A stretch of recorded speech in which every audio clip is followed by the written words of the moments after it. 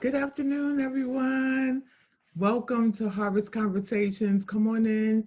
Y'all harvesters know how we do it. You come in, you share, you like, you tag someone so that they can be informed as well. Today we are talking to a great person. Today we're talking to ministry leader, author Ebony S. Small. Ebony is debuting her book, The Leader in You. She is a woman of God, a woman of faith. She's an entrepreneur, a leader. She has written this phenomenal book, and it's a sagacious book that seeks to cultivate and amplify influential leaders within the church and the business community. She's practical in her teaching and spiritual insights on how to grow leaders for the next generation, and she invites readers to discover their leadership gifts and skills. So we're going to get into it today, and we welcome Ebony Smalls. Ebony, how are you? I'm doing so good, Miss Teri. Thank you so much for having me. Glad that we can do this virtually and so excited to talk with you. Yeah, thank you and welcome, and thanks so much for coming on. I'm holding the book. I know it's going to look like it's reading backwards, but I'm hold up the book. You see, I've been tagging. I got dog ears in here as well. Wow. I love to read and study and learn things about leadership. I consider myself a leader by default, I guess. Mhm. And I'm always trying to improve and learn new things. And so I appreciate your book. I appreciate your insight on everything. And so we're going to get to it. So I wanted to ask you a question about the book. So what made you write the book, first of all? Well, I would say a lot of encouragement. Wonderful woman by the name of Cynthia Bunch from InterVarsity Press sat me down. We had a conversation about if I ever had any desires to write, and if I did, what I would write about. And I would say where we started is not where we ended in terms of what I actually would write about, but what we thought would be most valuable and significant for myself as a leader, and what type of offering and contribution I could make to the world at large was to speak about leadership in this context of emerging leaders, next gen leaders, and those that are navigating leadership and that ministry and marketplace straddle, and wanting to know how to navigate that well. And so it was wonderful for me to just share a little bit of my life experience thus far in this space, and she became a great deal of inspiration and just helping me to just think about writing, and thinking that I had something to share. So it was great. Yeah. So I always wonder, do you think we're all leaders? You think everyone is a leader? I think everyone has the capacity to lead. I firmly believe that leaders are made and not born, Mhm. that we have innate skills within inside of us that do need to be cultivated through a process of education and mentorship, and especially for the believer and disciple making. We all have opinions about things. We all share viewpoints. You may share them around the dinner table with family or amongst those who you are in close friendship with, but there's a way that you think. And I want us to all deeply value that process of thought, and then this voice that we have to share what we think with others. And I think so many people are having conversations today that they probably weren't having last year or even 10 years ago, but everyone wants to know where you stand on issues. They want to know how you're navigating difficult times and seasons. And we all have just tremendous insight to offer. And so I want everyone to think of themselves as a leader, whether they are a stay at home mom or a CEO. You are a leader of your family, you might be a leader on your job, but everyone has the capacity to lead within the sphere of influence that they find themselves. And I want them to actualize that calling and that gift. Yeah. Yeah, that's awesome. When did you find out that you or discover that you were a leader? I would say in high school. I was in a high school that we were the second graduating class. It was one of those new alternative schools. You probably are familiar with that terminology, also being a New Yorker. And Yeah. so, with that, there was a lot of opportunity to make your experience your own. And I had a lot of ideas. And where I would say that that boundary marker came for me from idea to actually an implementer was when I presented those ideas to teachers or even my principal. They gave me runway to implement the things that were on my mind. And my mother was so instrumental in helping me, and then some of my other classmates. But it was there that I learned that I had influence, not just with my peers in school, but also with my teachers. And that there was a platform for my ideas. And that type of thinking trained my mind in how to navigate life, that I didn't have to just think things to myself in isolation and leave them there.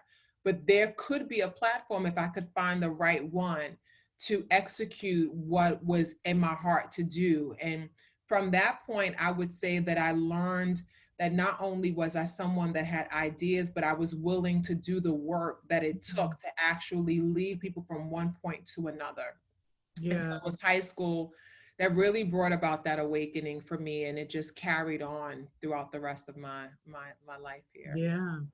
That's great. And it's great that your mom saw that in you and she Yeah. sort of steered you in the right direction. Yeah. Yeah. And you mentioned something about influence. So how would we define leadership? Is leadership influence?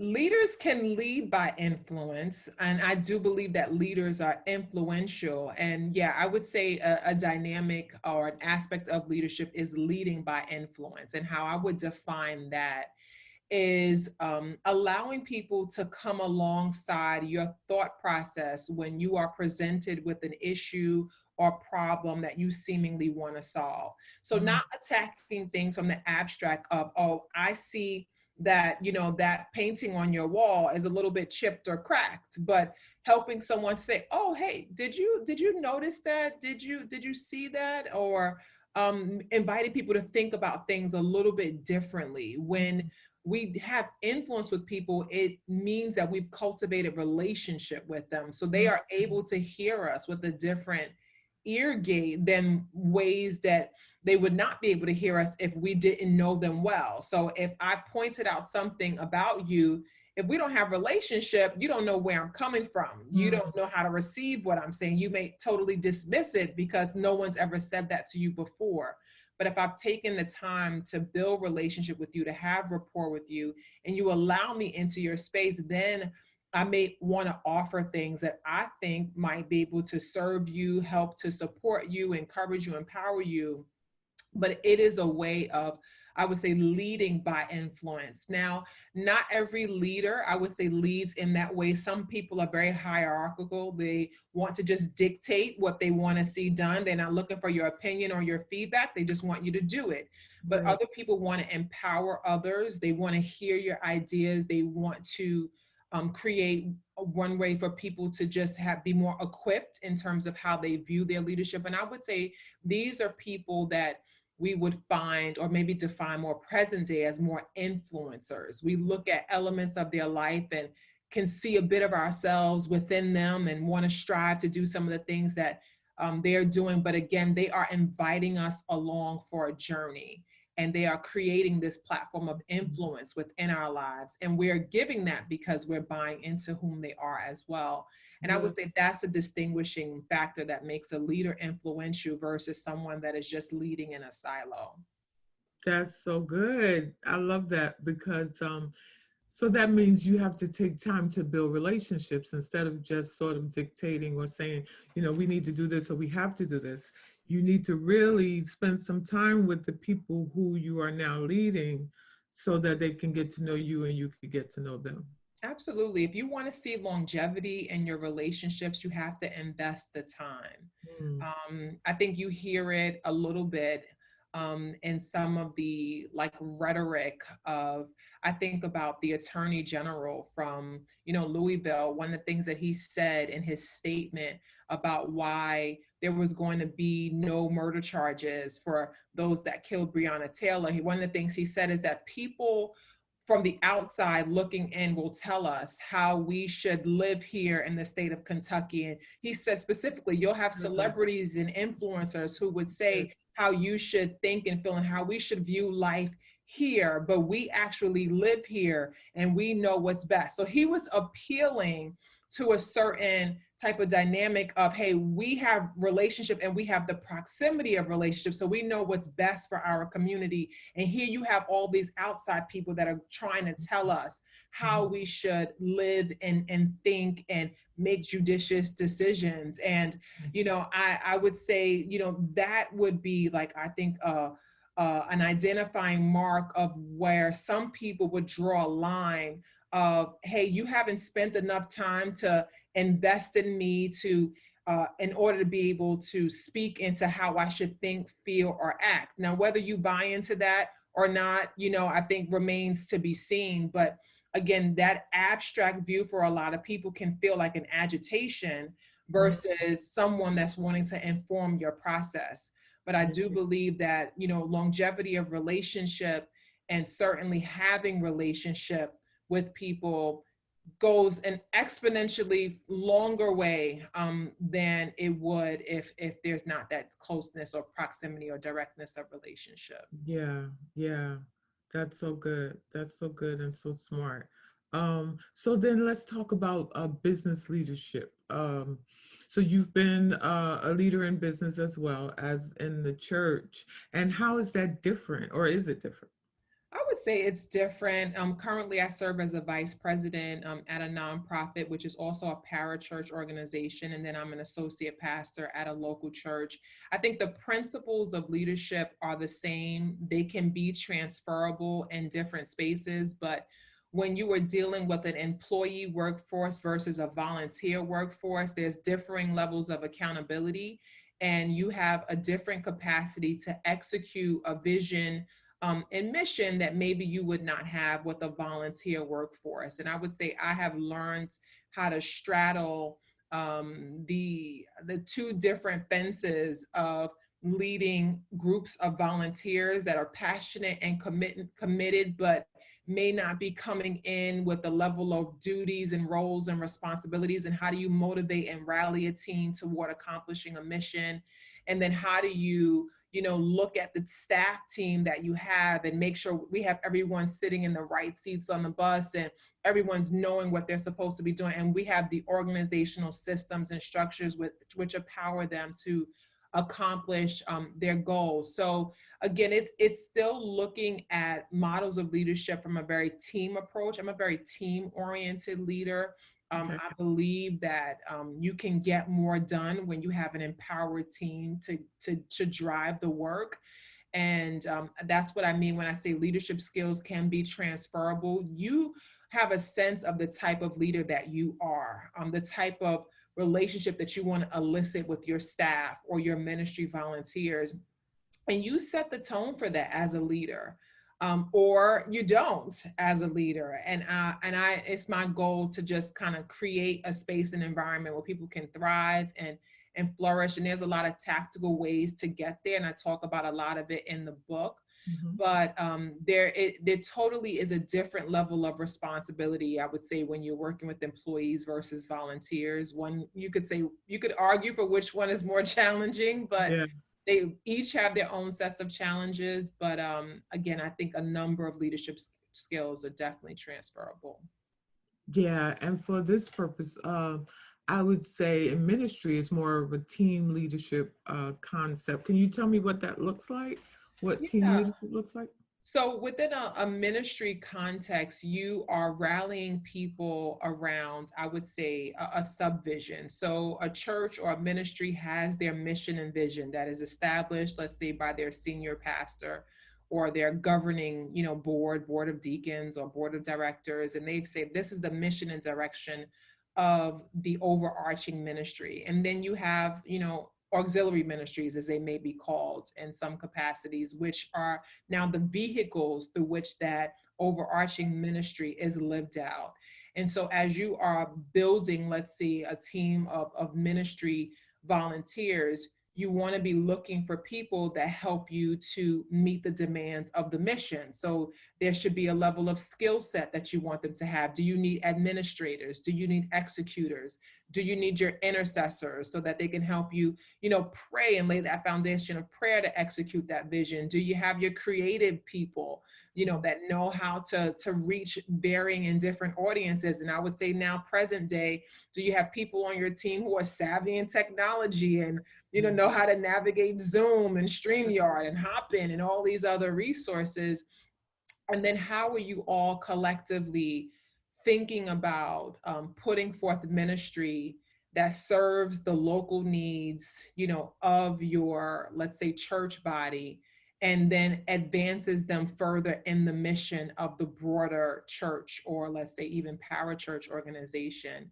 And you have to give that some thought as a leader. I think where some of the mistakes that we may find, certainly in the ministry context, we already feel like there's such a shortage of volunteers that whoever raises their hand and says, I can help, we'll bring them alongside to have them be a part of whatever it is that we're doing. But I would offer that not all help is good help. The help that you may be willing to offer may not be the help that I actually need to accomplish what I need to get done.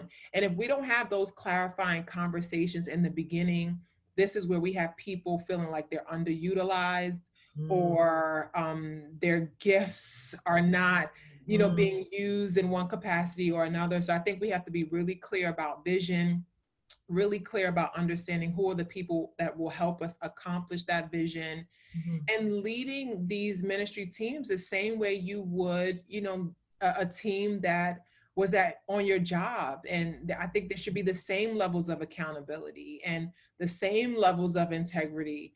And people should not treat ministry within a church setting as like glorified volunteer work, that they should, treat it as like a high degree of service. I mean, because it's unto God.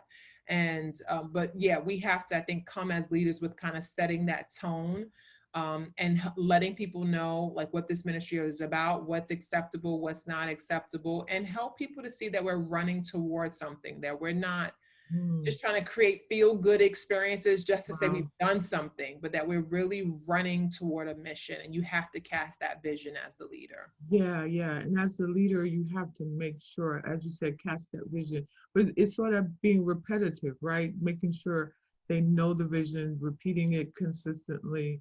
For newcomers that come on board, just don't think that they're able to just see with your vision, but you have to constantly cast it and constantly, put people back in focus. So what do you think about you mentioned spiritual gifts, right? So putting people in the right place, in the right position as a leader, how important is it to know the gifts or identify the gifts in the person and put them in the right place? Yeah, I think it's vital to either the success or the derailment of the vision. If you don't take the opportunity to know people beyond face value, then how can you appropriately position them to be fruitful? So if I, deeply value, who you are and who you present as, that's awesome. But if now some people have discernment, so they may discern that, you are an administrator, like you have the gift of helps, and they just kind of see that as affirmational from your behavior and just kind of what you exhibit.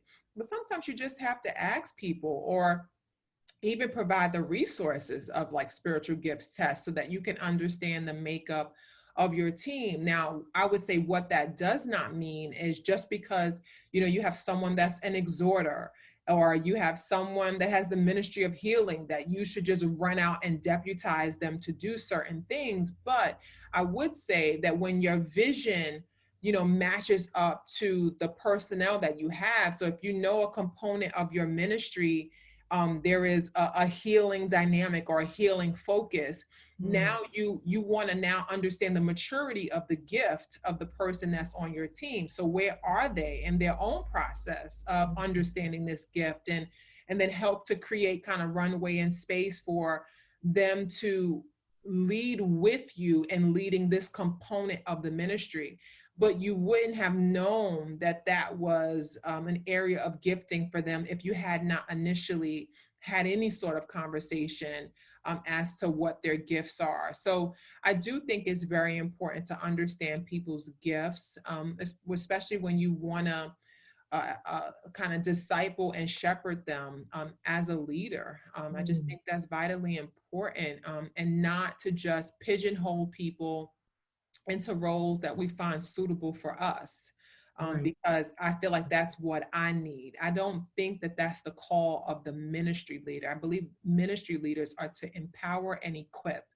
And Mm, you can only empower and equip if you know those who labor amongst you. And I think that takes time. I think it takes intentionality. I think it takes focus and purpose. And you have to be willing to invest in people to grow them in their areas of giftings or release them into other areas of the ministry where they can grow and flourish. But we owe it to those whom we have leadership over to empower them and to direct them in the best ways for them. yeah. Oh my God, that's so good. I hope you guys are taking notes. The book is The Leader in You, and there's so much more that we can talk about. So I told you I have a lot of questions. So so you talked about oh, in the book, I wanted to mention that you list the names of the tests, the different tests that you can take, so that you can identify what your gifting is and what area you can identify with yourself as a leader, or to see what those gifts and callings are. So you guys got to get the book so that you can get those names. But I also I hear a lot of from what you're saying, it is our responsibility as leaders to become better leaders, right? To Yeah. become better leaders, because a lot of us are sometimes put in these positions that if we didn't ask for, um, that we were sort of like say, here, do this, and now you're and now you're a leader of all these people who don't know you, Right. right? And you Right. haven't had opportunity to make relationships or anything like that. So then it becomes the leader's responsibility to be proactive and interactive with the people who they are now responsible for. So let's talk about a little bit about the things that we can do. So you talked about mentoring, right? Mhm. Getting a mentor, a leadership mentor. Yeah, mentoring has been a huge factor in my own personal and professional development. I deeply value humility and being a servant leader. And how I would define servant leadership is understanding that your role as a leader is to serve those whom you are leading. So again, not that top down approach of you do this, do that, go here, go there, do what I say, Mm, but looking at the team that you have around you. One of the things that you said is sometimes you step into roles where you inherit a team, mhm, and many of us kind of find ourselves in that. When I stepped into my current role at Pulse last year, I inherited a team, direct reports, people who had been in the organization much longer that I had been, but now I am stepping in this role as their superior and as their leader, and then a leader across the organization. And without proper like equipping prior to that time, I couldn't have stewarded my leadership responsibility well. And how we can be equipped for times like that is, again, one, understanding that you come to serve. And if you know that you come to serve, then it's important for you to know those that are working with you. So mhm, spending the time individually to get to know the ones that are on your team. mhm, What are some things that they have done for the organization in the past or the ministry in the past? What are they passionate about? Do they feel like their work closely aligns with their areas of passion? What are some things that they would like to be doing? So you're learning people, you're learning the culture, and mhm, you're showing people that you actually value them versus coming in and automatically wanting to change things. And mhm, sometimes we fall into that trap as well. Like, and it's great when you have fresh eyes and you can come and say, well, I don't think that's working, I don't think this is working. But when someone has nursed a system and a structure for years, and then you come in wanting to change it, if they don't believe that you believe in them and that you're not indicting them by your desires for change, they're not going to respond to that well. Wow. I didn't come into the organization immediately implementing changes. Like, I learned the people, I learned the culture, and then I gradually invited people to start thinking about things differently. Well, what do you think if we did it this way? Or how would you think if we did it that way? And then brought them along for the process. So I was demonstrating to them that I valued them, but I also was serving the organization and serving the culture. But Mm, I had to learn that because someone modeled it for me first. mm, And again, that's why I say that mentorship is so important. Studying other leadership models, who are the leaders that you admire, as like, that's what I would ask other people, because the people whom you admire, you typically model yourselves after. mhm, And I firmly believe that, everybody wins when a leader gets better. And so I'm always, like you said you're an avid reader, I am too. I want to learn, I want to grow, because I know that when I become better, the people around me are going to become mhm, better, because I'm going to demand that from them, but I'm also going to invest that in them with how I invest in them as a leader. So mentorship is important, accountability is important, being a student is important, a lifelong learner, definitely, and someone whom is a servant is mhm. also, I would say, important attributes of being a great leader. That's so good. That's so good, and it's so key. I find out that a lot of the young leaders that are coming in, um, sort of coming in like a bull in a china shop, like, Strong. let's throw away the old because Yeah. that's old school, and I got the new way, and really no wisdom, So you're running well, you're running strong, but we're supposed to keep the old because they know the way, Yeah. you know.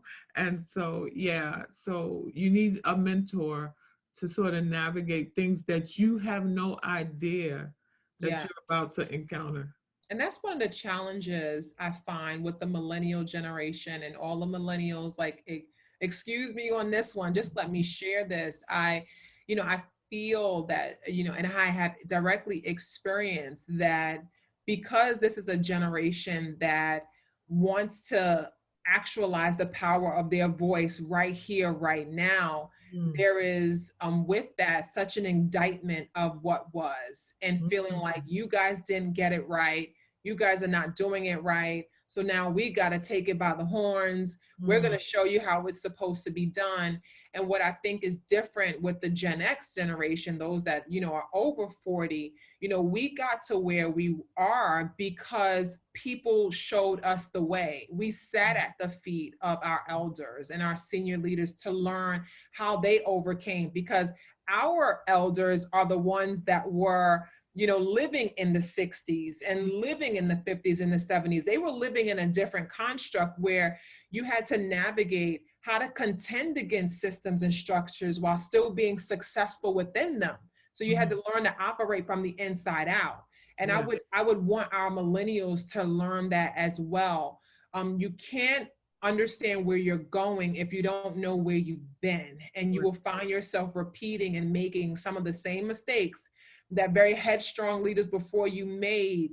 And I would just encourage you to learn, again, mentorship, servanthood, humility. Learn from those who labor amongst you, those that have gone before. You may not agree, Mhm. but value the fact that they have been stewarding the seat that you will one day sit in. And they are there now. So they probably have something to say and something to offer. And I want to see more younger leaders do more of that, so that there can really be a baton passing Mm, to the next generation, and not this constant, like, upfront and confronting and bombardment of someone indicting the other. And it can mhm. happen both ways for sure, but this indictment that comes when there's no relationship and no understanding, and that's why Mm. relationship is so important. That's so good. Ebony, this is so good. I'm loving it. I'm loving it all. Um, there's one other point you mentioned in the book that I wanted to talk about. You talked about how you were called, I guess you call it like you're called higher, or when you finally found that you were all in.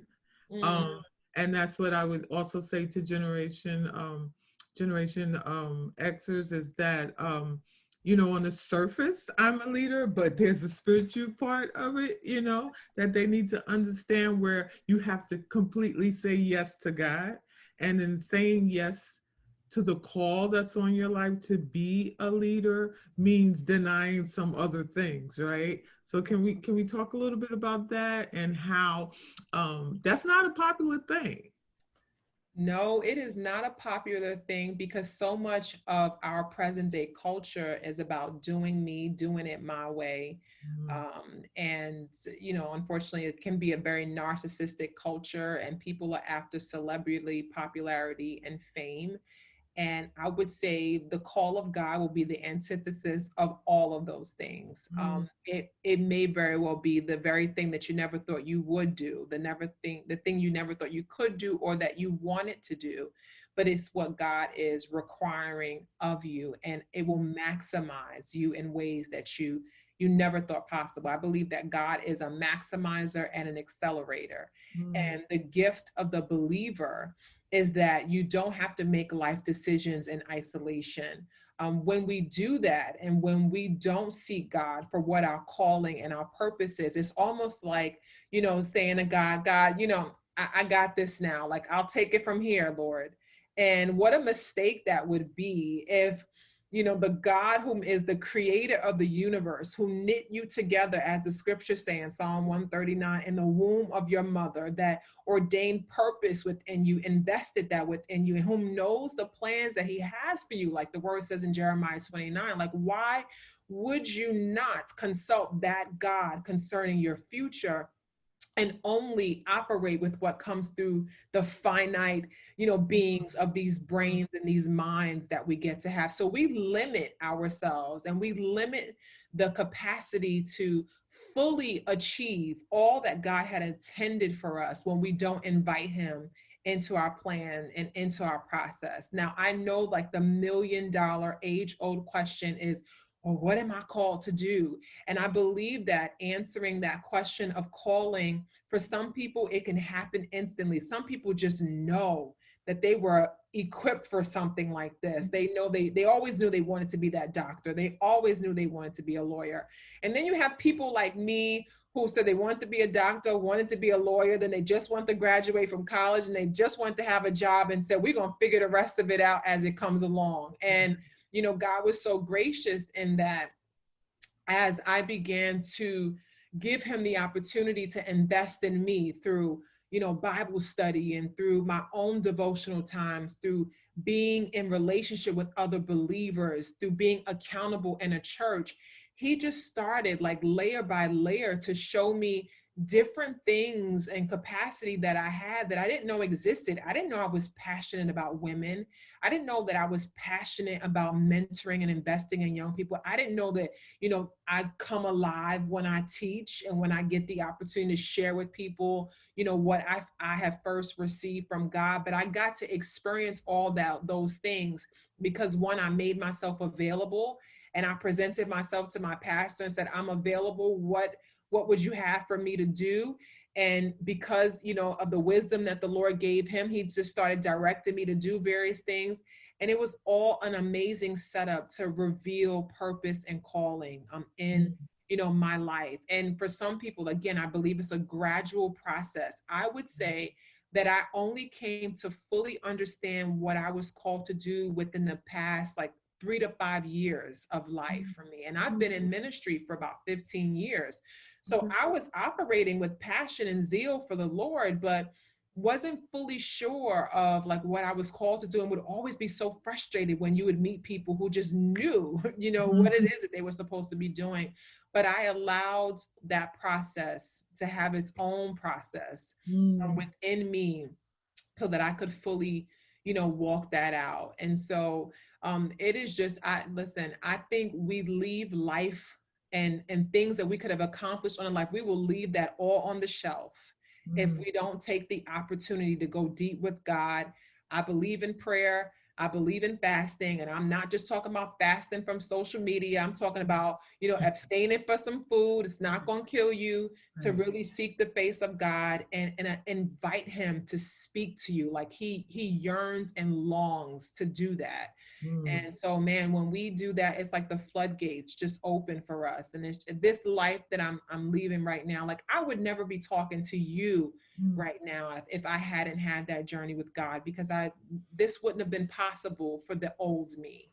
You know, God had to prepare me into being this person now so that I could, steward all of these other opportunities that, my 2000 the 2000 version of Ebony Small Yeah. would not have been equipped to do Yeah. anything that the 2020 Ebony Small is doing. And so I just thank God for the evolution of that process and journey for me. Yeah, that's awesome. We're gonna end on that note. I can go on and on and on, but I've already It taken was a so lot of fun you. talking to you.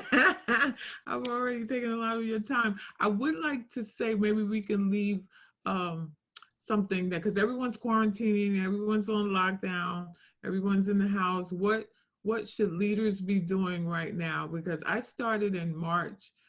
God gave me sort of like a saying that I've been saying all through the quarantine. We were like 6 months on, coming up 7 months into it. And I was determined to come out better than I was when I went in. So I've been saying that through the whole, 6 month journey. I'm going to be better. Right. So when I Yeah. come out, you're going to see me. I don't know if it's I'm going to be 15 pounds lighter.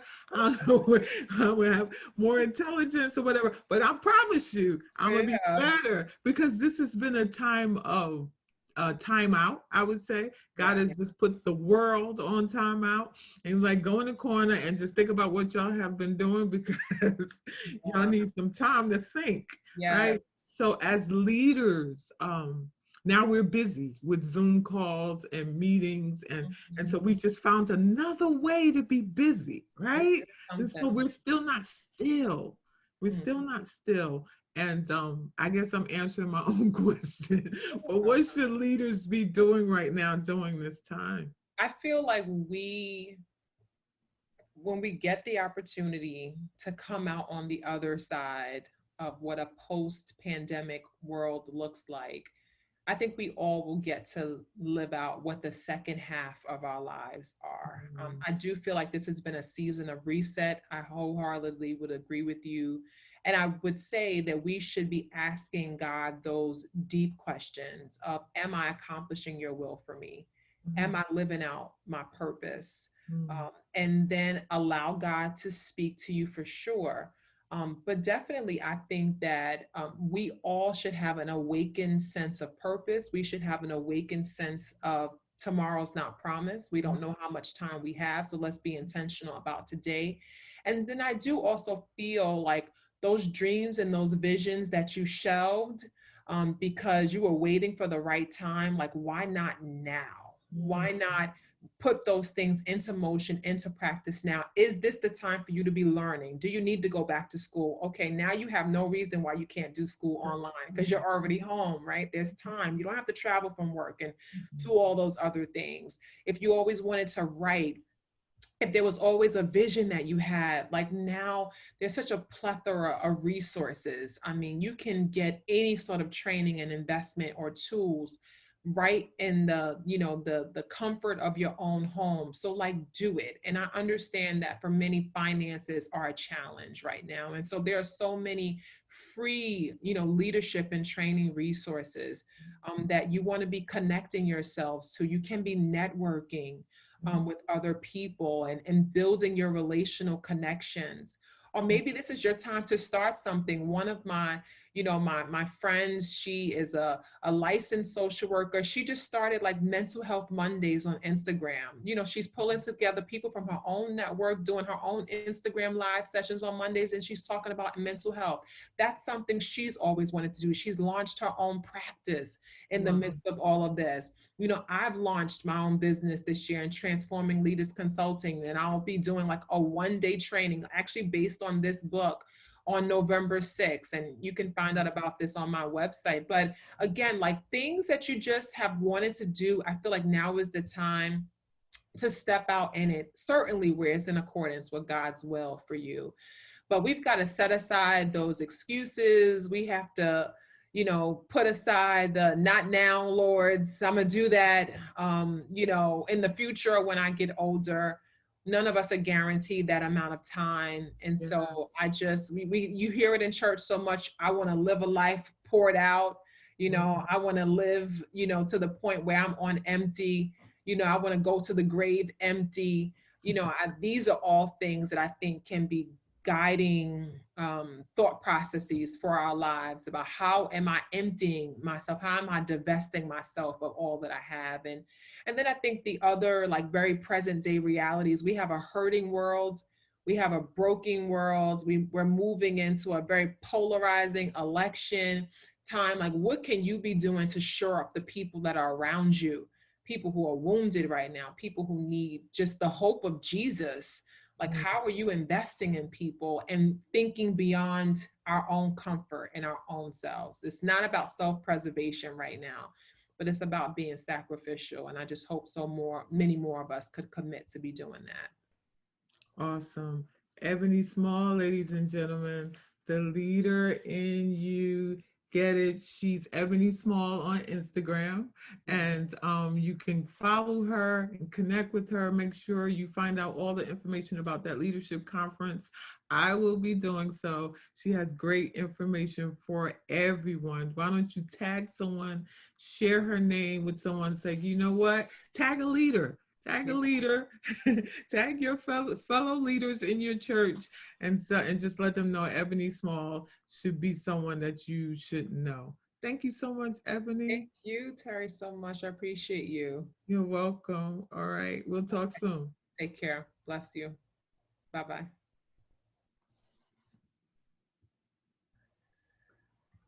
Cool beans. Well, thank you again. I kept you over. It's all right. It's all right. I enjoyed our time. Yeah, So it was good talk with conversation. you and meet you. Great conversation with you. And I look forward to seeing it next week. Yeah, be blessed. All right. All right. You as well. Okay, Bless you. bye-bye. Bye.